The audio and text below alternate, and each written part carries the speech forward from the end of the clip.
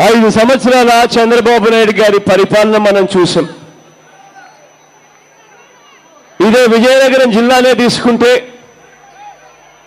ఈ పెద్ద మనిషి ఈ వెనకబడిన విజయనగరం జిల్లాకు ఈ 5 సంవత్సరాలలో తాను చేసింది ఏమిటి అని అంటే ఒక పెద్ద సున్నా కనిపిస్తుంది, బోడి సున్నా. 2014 ఎన్నికలకు ముందు ఎలాంటి మాయమాటలు చెప్పాడో మీ అందరికీ కూడా బాగా తెలుసు. మళ్ళీ ఇప్పుడు చంద్రబాబు నాయుడు గారు ఎన్నికలు వచ్చేసరికి మళ్ళీ ఇప్పుడు మోసం చేసేందుకు అలాంటి డ్రామాలే, అలాంటి మోసాలే మనకు రోజు కనిపిస్తూ ఉన్నాయి. నిజంగా ఈ జిల్లా గురించి, నిజంగా ఈ ప్రాంతానికి మంచి చేయాలి అని చెప్పి నిజంగా ఆలోచన చేసిన వ్యక్తి ఎవరైనా ఉన్నారు అని అంటే నేను గర్వంగా కూడా చెప్తా, అది ఆ దివంగత నేత ప్రీతమ నాయకుడు రాజశేఖర రెడ్డి గారు నాన్నగారు అని గర్వంగా కూడా చెప్తా. ఇదే నాన్నగారి హయాంలోనే తోటపల్లి ప్రాజెక్టు కనిపిస్తుంది. ఇదే తోటపల్లి ప్రాజెక్టు దశాబ్దాలుగా ఏ ఒక్కరూ కూడా ఏ మంచి కూడా చేయని పరిస్థితుల్లో ఆ రోజుల్లో నాన్నగారు పాదయాత్ర చేస్తూ తోటపల్లి ప్రాజెక్టును పూర్తి చేయాలి అని చెప్పి రైతన్నలు అడిగిన ఆకాంక్షను, రైతన్నలు పడుతున్న బాధను చూసి ఆ దివంగత నేత ప్రీతమ నాయకున్న రాజశేఖర రెడ్డి గారు ముఖ్యమంత్రి అయిన తర్వాత వెంటనే ఆ తోటపల్లి ప్రాజెక్టు ఆ రోజుల్లోనే 450 కోట్ల రూపాయల ఆ తోటపల్లి ప్రాజెక్టులు ఆ దివంగత నేత ప్రీతమ నాయకుడు రాజశేఖర రెడ్డి గారు ముఖ్యమంత్రి అయిన తర్వాత 90% పనులు ఆ దివంగత నేత ప్రీతమ నాయకుడు రాజశేఖర రెడ్డి గారి హయాంలో జరిగాయి.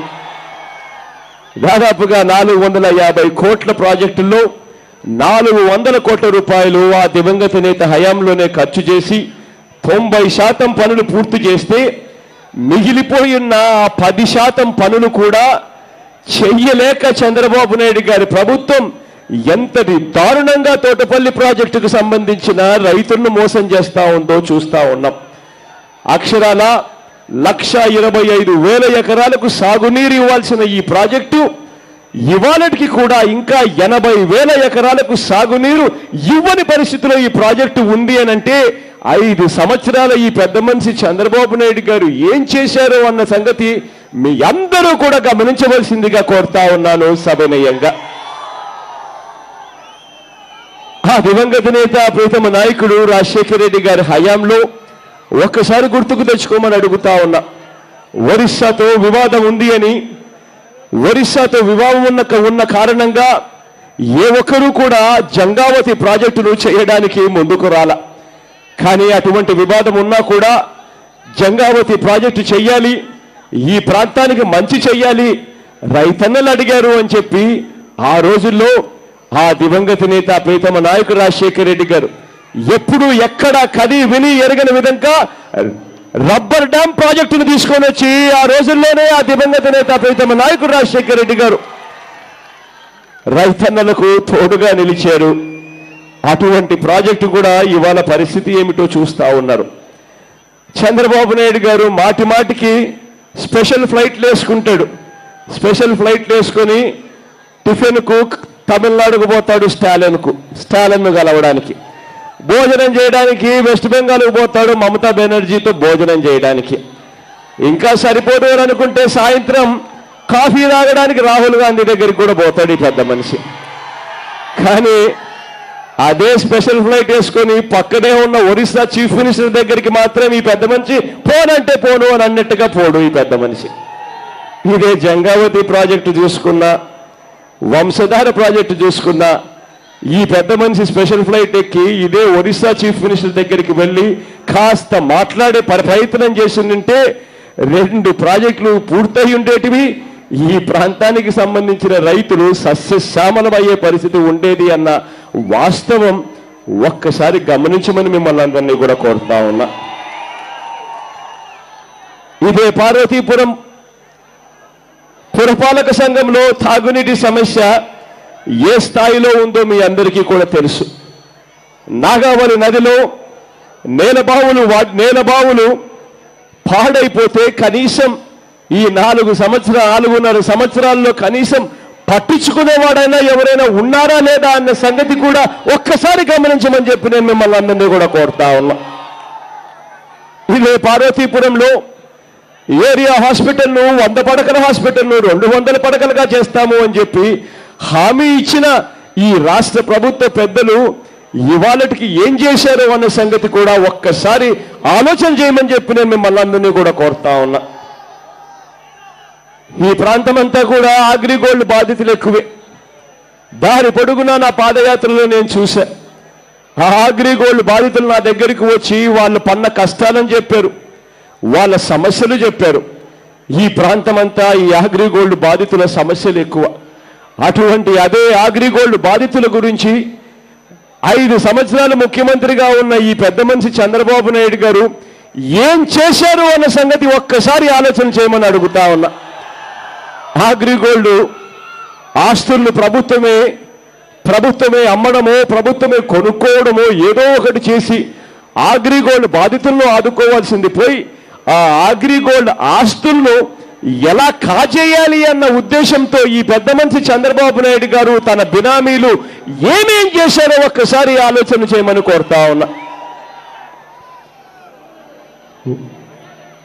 ఒకసారి ఈ చంద్రబాబు నాయుడు గారి పాలన చూడమని అడుగుతా ఉన్నా.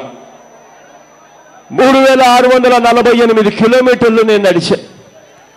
ఈ ప్రాంతం గుండా కూడా నడిచా. ఆ 3648 కిలోమీటర్లు నేను నడవగలిగాను అని అంటే అది కేవలం దేవుడి దయతో మీ అందరి చల్లని దీవెనలతో నడిచాను అని మాత్రం ఖచ్చితంగా గర్వంగా చెప్తాను. ఆ 3648 కిలోమీటర్లు నా నడకలో ప్రతి అడుగులోనూ ప్రతి కుటుంబం పడతా ఉన్న ఆవేదనను విన్నా. ప్రతి కుటుంబం పడతా ఉన్న కష్టాన్ని నా కళ్ళతో నేను చూశాను. ఈ రాష్ట్రంలో సహాయం కోసం ఎదురు చూస్తూ ప్రభుత్వం దగ్గర నుంచి ఎటువంటి సహాయము అందక అన్యాయమైన పరిస్థితిలో ఉన్న ఆ ప్రతి ఒక్కరికి నేను ఇవాళ ఈ వేదికపై నుంచి నేను హామీ ఇస్తా ఉన్నాను. మీ బాధలు నేను విన్నాను, మీ కష్టాలను నేను చూశాను. మీ అందరికీ నేను ఇవాళ మాటిస్తున్నాను, నేను ఉన్నాను అని మీ అందరికీ నేను ఇవాళ మాటిస్తా ఉన్నాను అని చెప్తా ఉన్నా.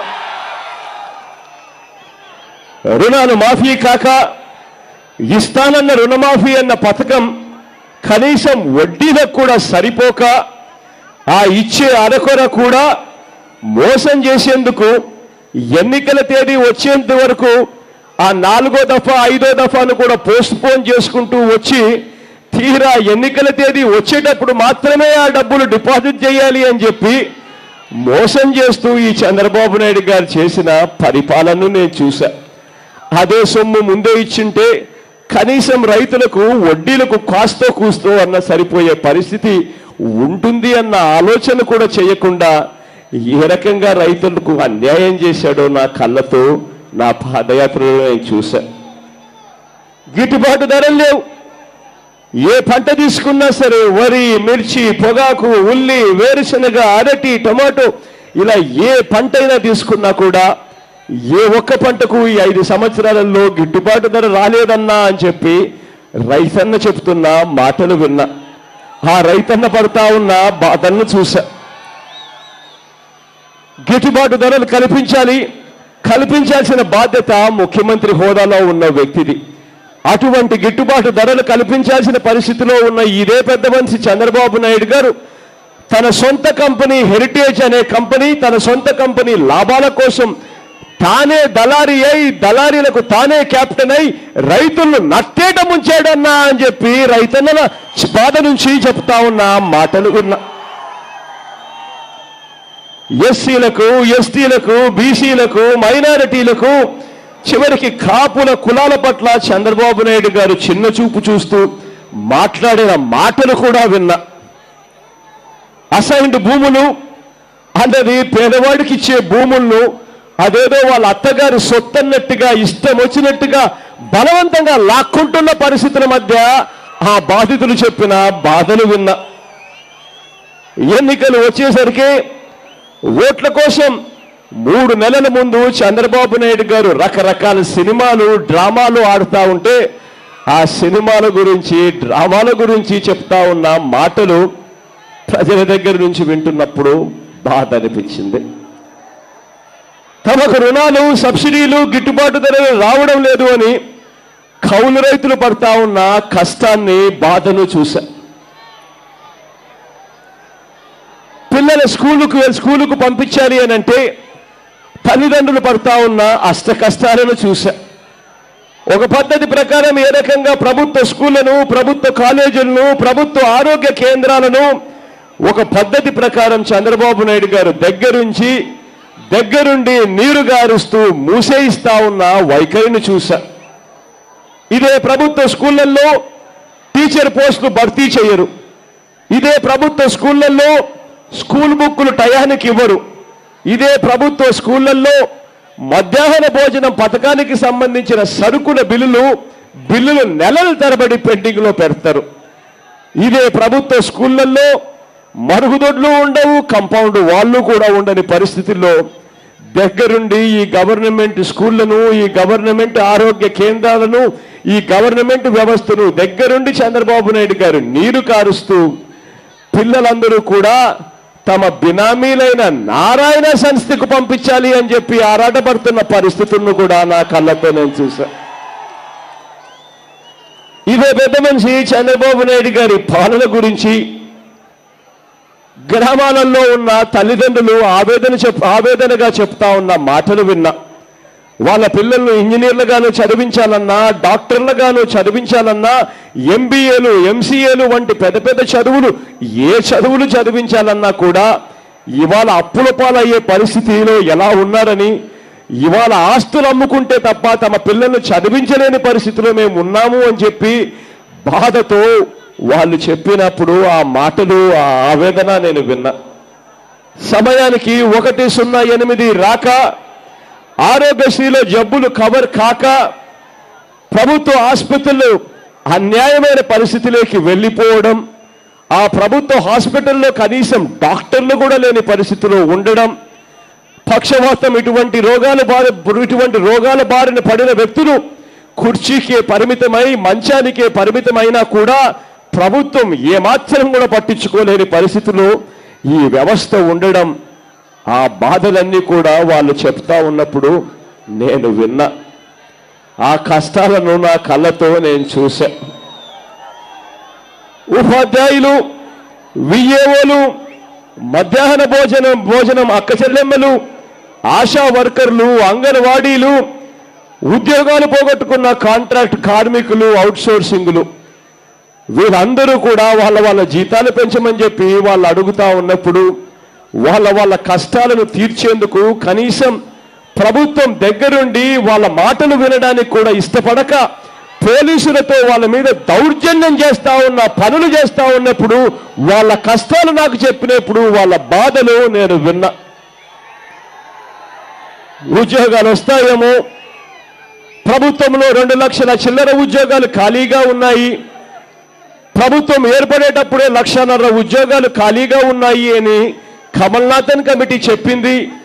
ఆ ఉద్యోగాలు రిలీజ్ అవుతాయేమో, ప్రభుత్వ ఉద్యోగాలు వస్తాయేమో, గవర్నమెంట్ నోటిఫై చేస్తుందేమో అని చెప్పి డిగ్రీలు చేతపుచ్చుకున్న పిల్లలు ఆ ఉద్యోగాలు ఎప్పుడు వస్తాయో తెలియక ఎప్పుడొచ్చినా కూడా ఆ ఉద్యోగాల కోసం పరీక్షలు రాయాలి అనే చిత్తశుద్ధితో కోచింగ్ సెంటర్లకు వెళుతూ వేలు తగలేస్తా ఉన్న ఆ పిల్లలు వచ్చి నా దగ్గరకు వచ్చి, అన్నా నోటిఫికేషన్లు రావడం లేదు, డిగ్రీలు చదువుకున్నాం, ఉద్యోగాలు రావడం లేదు అని చెప్పి అంటా ఉన్న మాటలు కూడా నేను విన్నా. చివరికి ఉద్యోగాలు రావాలి అని అంటే అంతో ఇంతో కాస్తో కూస్తో ఆ ఉద్యోగాల అవకాశాలు మెరుగుపరిచే ఆ ప్రత్యేక హోదాను కూడా చంద్రబాబు నాయుడు గారి స్వార్థం కోసం తాకట్టు పెట్టిన పరిస్థితులను కూడా నా కళ్ళతో నేను చూశా. గ్రామాలలో జన్మభూమి కమిటీల మాఫియా, గ్రామాలలో చూస్తే జన్మభూమి కమిటీల మాఫియా, ఆ మాఫియా సామ్రాజ్యంలో పెన్షన్ కావాలన్నా లంచం, రేషన్ కార్డు కావాలన్నా లంచం, ఇల్లు మంజూరు కావాలన్నా లంచం, చివరికి మరుగుదొడ్లు కావాలన్నా లంచం లేనిదే పని జరగని పరిస్థితులు నా కళ్ళతో చూశా. చివరికి పెన్షన్ కావాలంటే మొట్టమొదటగా అడుగుతా ఉన్న ప్రశ్న, మీరు ఏ పార్టీ వారు అని చెప్పి అడుగుతా ఉన్న పరిస్థితుల్లో కూడా చూశాం. ఈ రాష్ట్రంలో ఈ 5 ఏళ్లుగా ప్రతి గ్రామంలోనూ ప్రతి కుటుంబం పడతా ఉన్న కష్టాలను నేను విన్నా. నా కళ్ళతో ఈ కష్టాలన్నీ నేను చూశాను, నేను విన్నాను. మీ అందరికీ కూడా నేను ఇవాళ భరోసా ఇచ్చి చెప్తా ఉన్నాను, నేను ఉన్నాను అని మీ అందరికీ కూడా నేను ఇవాళ భరోసా ఇచ్చి చెప్తా ఉన్నాను. ఇదే పెద్ద మనిషి ఎన్నికలు వచ్చేసరికి ఈ పెద్ద మనిషి చంద్రబాబు నాయుడు గారు చేయని డ్రామాలు ఉండవు, చెప్పని అబద్ధం ఉండదు, చేయని మోసం ఉండదు.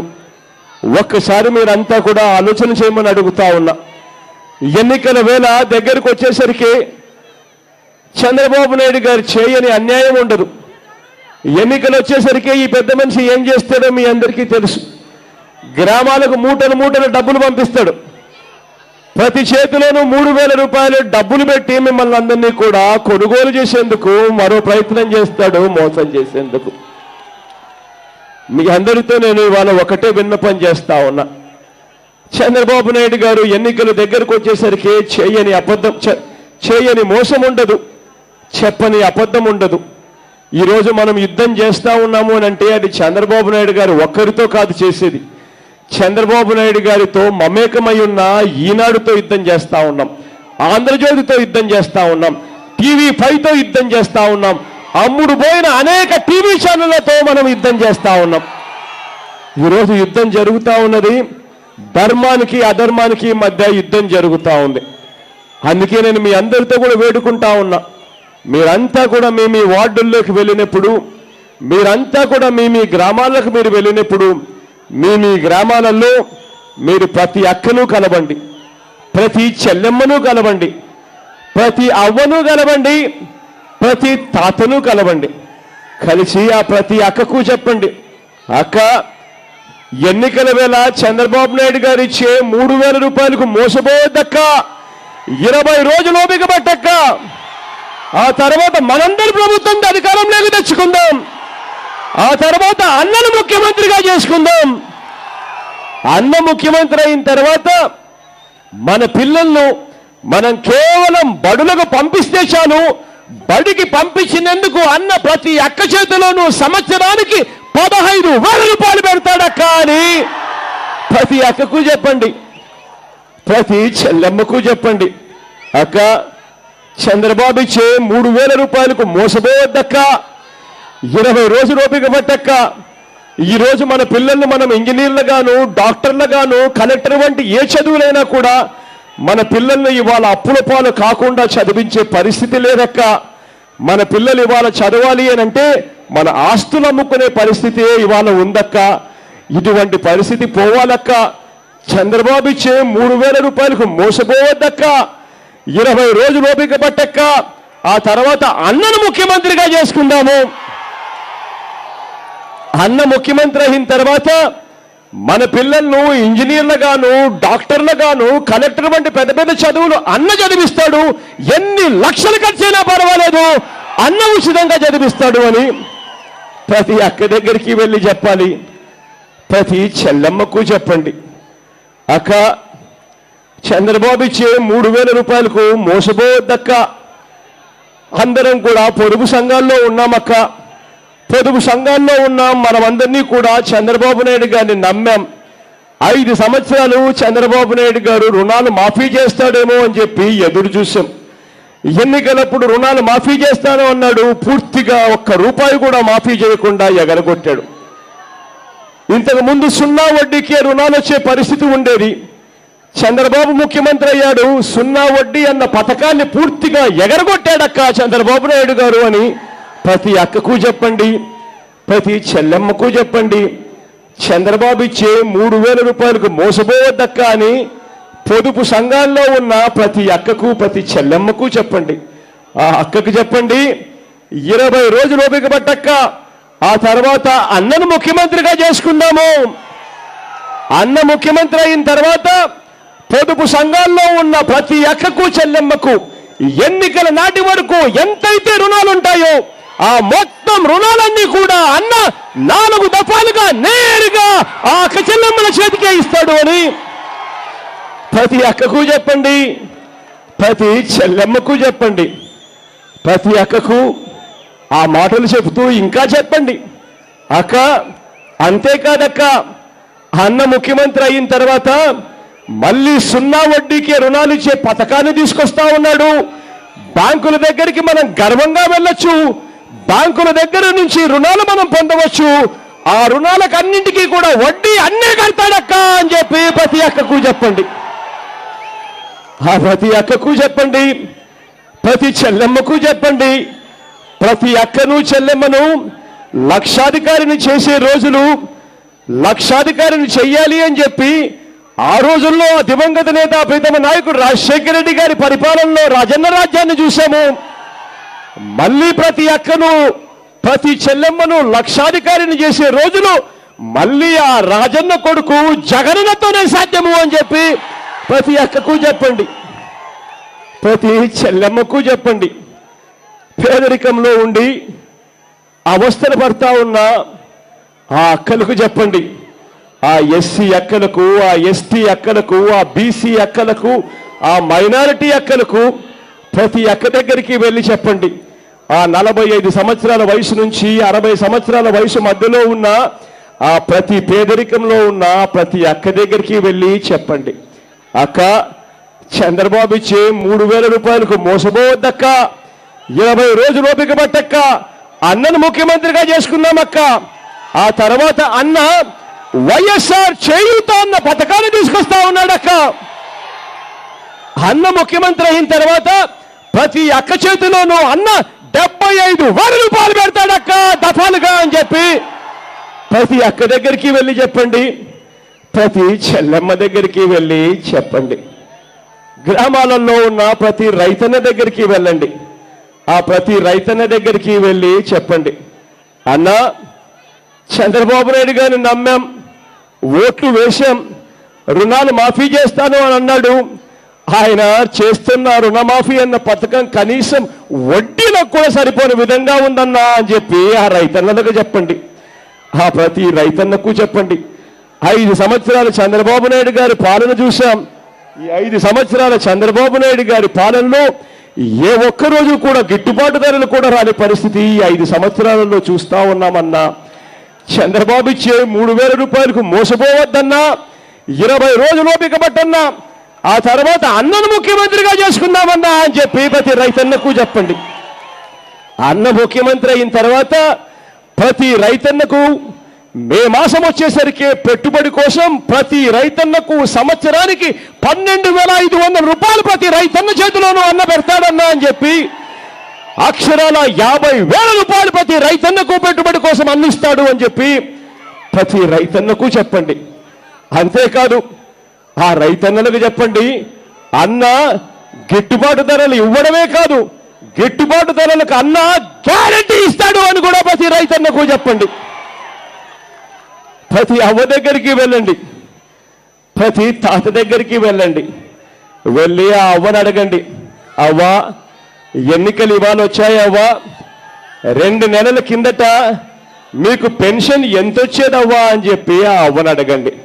ఆ అవ్వ మీతో అంటుంది, ఇలా పెన్షన్ రావడం లేదు అని చెప్పి ఇలా అంటుంది, లేకపోతే ఇలా 1000 రూపాయలు వచ్చేది అని చెప్పి ఇలా అవ్వ మీకు ఏలెత్తి చూపిస్తుంది. అప్పుడు ఆ అవ్వని అడగండి, అవ్వ ఎన్నికలే రాకపోయింటే జగనన్నే 2,000 రూపాయలు ఇస్తాను అని చెప్పకపోయింటే ఈ చంద్రబాబు 2,000 రూపాయలు ఇచ్చేవాడేనా అవ్వా అని చెప్పి ఆ అవ్వని అడగండి. ఆ అవ్వని అడగండి, ఆ అవ్వకు చెప్పండి, అవ్వ చంద్రబాబు నాయుడు చేసే మోసాలకు మోసపోవద్దవ్వా అని ఆ అవ్వకు చెప్పండి. 20 రోజులు ఓపిక పట్టవ్వా, అన్నను ముఖ్యమంత్రి 20 రోజులు ఓపిక పట్టవ్వా, ఆ తర్వాత నీ మనవడు ముఖ్యమంత్రి అవుతాడవ్వా అని చెప్పి ప్రతి అవ్వకు చెప్పండి. మీ మనవడు ముఖ్యమంత్రి అయిన తర్వాత ప్రతి అవ్వకు పెన్షన్ 3,000 వరకు పెంచుకుంటూ పోతాడన్నా అని చెప్పి ప్రతి అవ్వకు చెప్పండి. నవరత్నాల్లోని ప్రతి అంశాన్ని మనము ప్రతి ఇంటికి తీసుకొని పోవాలి. ప్రతి అక్క దగ్గరికి తీసుకొని పోవాలి, ప్రతి చెల్లెమ్మ దగ్గరికి తీసుకొని పోవాలి, ప్రతి అన్నకు చెప్పాలి, ప్రతి అవ్వకు ప్రతి తాతకు చెప్పాలి. ఈ చెడిపోయిన ఈ రాజకీయ వ్యవస్థ మారాలి. విశ్వసనీయత అన్న పదానికి అర్థం రావాలి. ఎన్నికలప్పుడు మోసం చేస్తూ మాటలు మాట్లాడడం, ఎన్నికలు అయిపోయిన తర్వాత ప్రజలను మోసం చేసే పరిస్థితి మారిపోవాలి. ఇది జరగాలని మీరందరూ చల్లగా దీవించాలని మిమ్మల్ని అందరినీ కూడా కోరుతూ, జోగారావు మీ పక్కనే ఉన్నాడు, వైఎస్ఆర్ కాంగ్రెస్ పార్టీ తరఫున ఎమ్మెల్యేగా నిలబడతా ఉన్నాడు. మీ అందరి చల్లని దీవెనలు, మీ అందరి చల్లని ఆశీస్సులు జోగారావుపై ఉంచవలసిందిగా సవినీయంగా కోరుతా ఉన్నాను. అదే రకంగా నా కుడి పక్కన నా చెల్లి మాధవమ్మ ఉంది. నా చెల్లి కూడా మంచిది, సౌమ్యురాలు, మంచి చేస్తుందని నమ్మకం నాకుంది. మీ ఎంపీ అభ్యర్థిగా నా చెల్లి నిలబడతా ఉంది. మీ అందరి చల్లని దీవెనలు, మీ అందరి చల్లని ఆశీస్సులు మాధవమ్మపై కూడా ఉంచవలసిందిగా సవినయంగా 2 చేతులు జోడించి పేరు పేరున ప్రార్థిస్తా ఉన్నాను.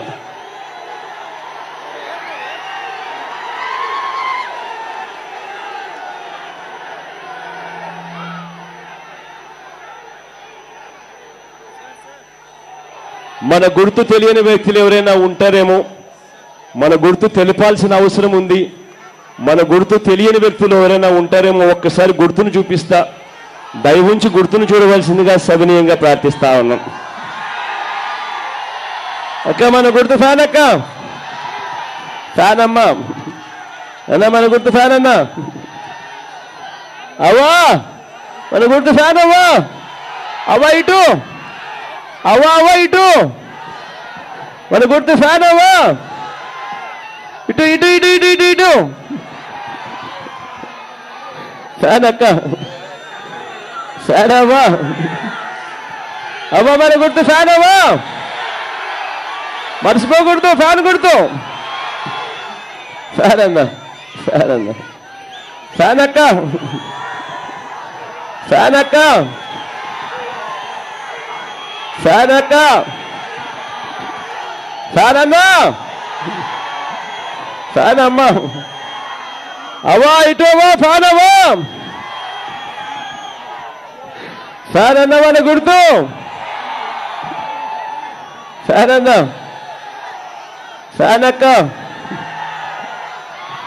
ఫ్యాన్ గుర్తమ్మా, ఫ్యాన్ గుర్తమ్మా, ఫ్యాన్ గుర్తక్క, ఫ్యాన్ గుర్తమ్మా, ఫ్యాన్ అమ్మా, ఫ్యాన్ గుర్తన్నా, ఫ్యాన్ గుర్తమ్మా, ఫ్యాన్ గుర్తమ్మా, ఫ్యాన్ గుర్తక్క, ఫ్యాన్ గుర్తు.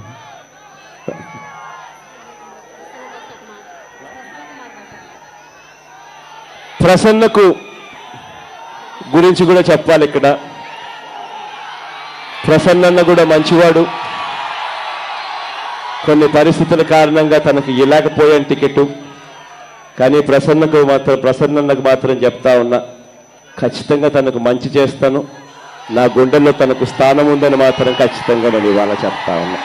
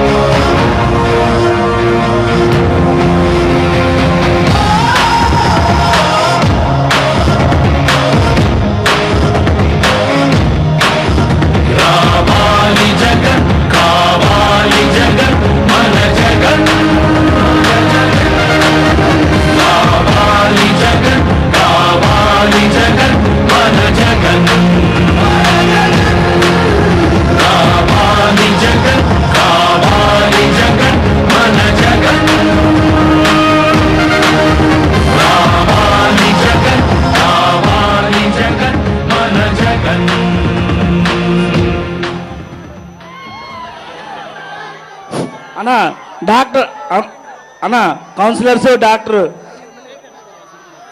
వసంత్ కుమార్ అన్న, డాక్టర్ సపోర్ట్ కూడా వైఎస్ఆర్ పార్టీకి మీ అడుగుజారులో నడాలని చెప్పేసి డాక్టర్ వసంత కుమార్ గారు వచ్చారన్న.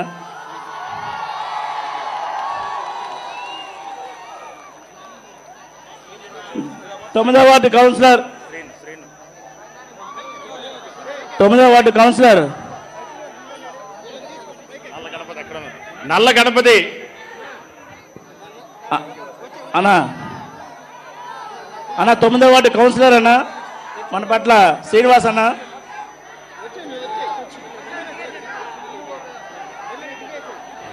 చిన్న వేణుగోపాల్ రెడ్డి గారు, చిన్న గారు, జగన్మోహన్ అన్న.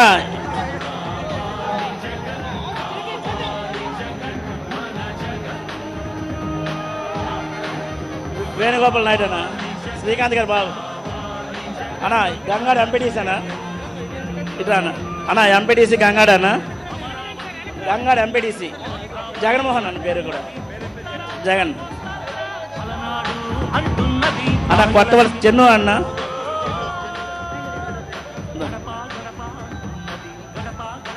అన్న చిన్ను అన్న, చిన్ను పులిపల్లి అప్పలారి గారు అన్న. నల్ల గణపతి అన్న, నల్ల గణపతి అందరూ ఉన్నారన్న. అన్న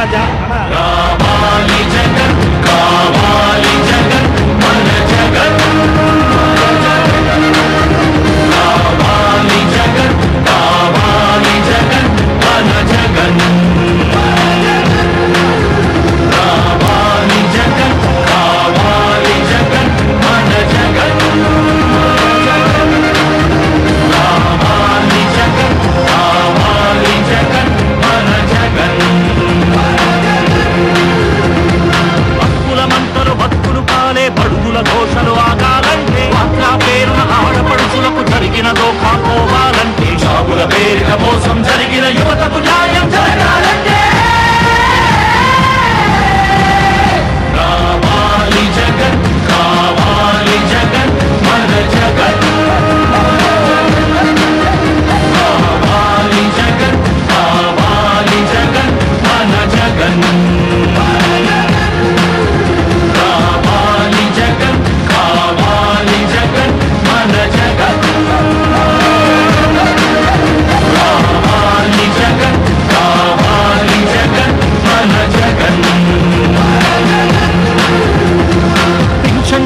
జీవితమే సుఖ శాంతికి నిలయం కావాలంటే, రుణబాధలు కనరాని రోజులు జనకానుకగా ఇవ్వాలంటే, ఎక్కడ చూసినా ఆంధ్రావని ఒక పచ్చని స్వర్గం అవ్వాలంటే, అలనాటి కృష్ణా గోదావరి కలంకలను వినిపించాలంటే, ఆంధ్రా మళ్ళీ పూర్వంలాగా అన్నపూర్ణగా వెలగాలంటే, రైతుల కళ్ళలో పసిడి పంటల బంగారు కాంతులు మెరవాలంటే, రావాలి జగన్, కావాలి జగన్, మన జగన్. రావాలి జగన్, కావాలి జగన్, మన జగన్. మహిళల మౌన సిరి మల్లెల చిరునవ్వులు విరబూయాలంటే, ఒక్కల గుండెలు భరోసా నిండిన ఆనందం పొందాలంటే, ఎక్కడ చూసినా రాజన్న తోడిన రాజ్యపు జెండా ఎగరాలంటే,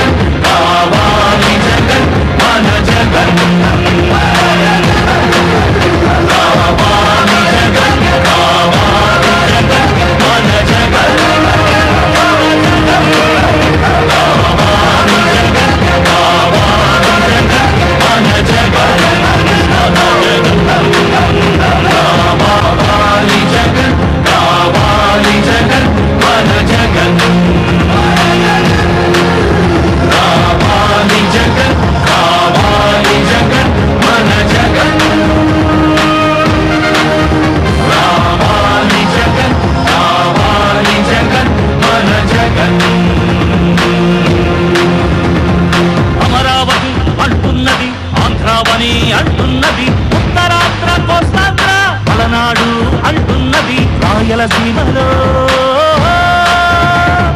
గడప గడప అంటున్నది, గడప గడప అంటున్నది మళ్ళొకసారి.